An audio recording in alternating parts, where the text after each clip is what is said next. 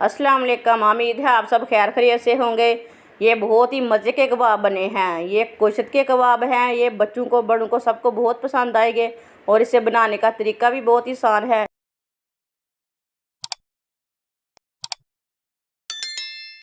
आधा kilo beef का गोश्त इतने इतने पीसों में काट के इसे मैंने अच्छी तरह वॉश कर लिया है। अब इसे प्रेशर में 15 मिनट के लिए उबाइल कर लेंगे। गोश्त को मैंने आधा चम्मच नमक डाल के इसे 15 मिनट के लिए प्रेशर में बॉईल कर लिया है। 2 नींबू का रस डाल लेंगे। आधा चम्मच नमक डाल लेंगे। आधा चम्मच नमक मैंने पहले भी डाला था। नमक अपने हिसाब से भी डाल सकते हैं। 1 चम्मच फुल भर के दादड़ वाली लाल मिर्च, ये पिसी हुई नहीं है। आधा चम्मच हल्दी पाउडर,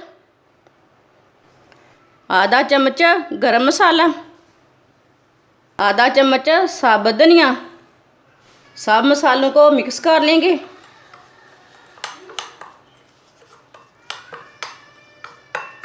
मसालों को मैंने मिक्स कर लिया। उबला हुआ गोश्त डाल लेंगे।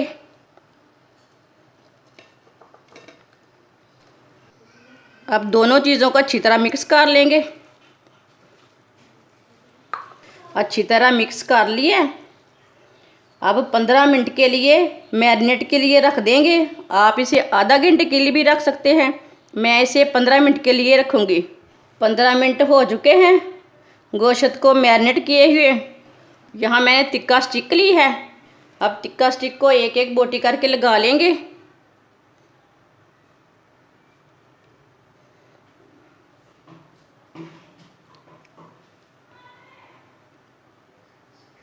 सबको मैंने तैयार कर लिए।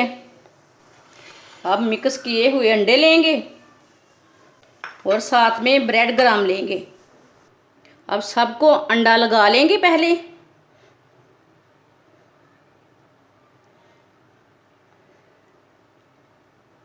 सबको हाथ से अंडा लगाना।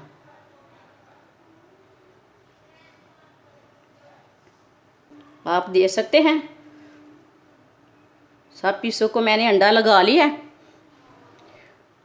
अब दूसरे हाथ से ब्रेड ग्राम लगा लेंगे।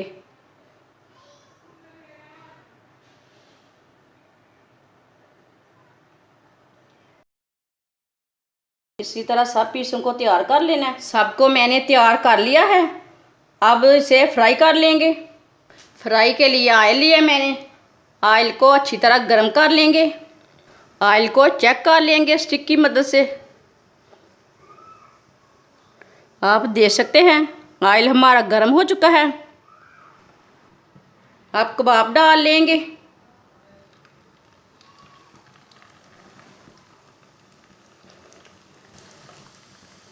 सबको एक एक करके डाल लेंगे।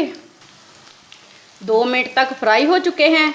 इसे जलने नहीं बिल्कुल भी देना, उतनी आंच रखनी है चूल्हे की। अब इसे उल्टा लेंगे। ऐसे ऐसे स्टिक से पकड़ के उल्टा लेना।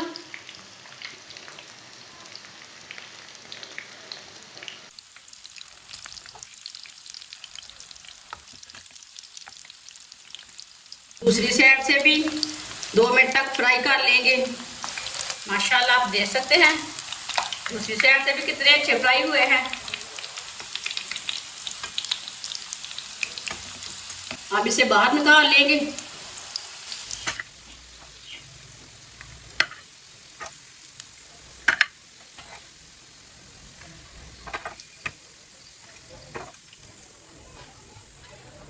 आप देख सकते हैं ये वाली रेसिपी हमारी कितनी ही अच्छी बनी है।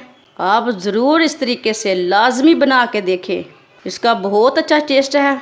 हमारी वीडियो पसंद आए तो लाइक करें और हमारे चैनल को सब्सक्राइब करें। अच्छा, खुदा हाफिज़।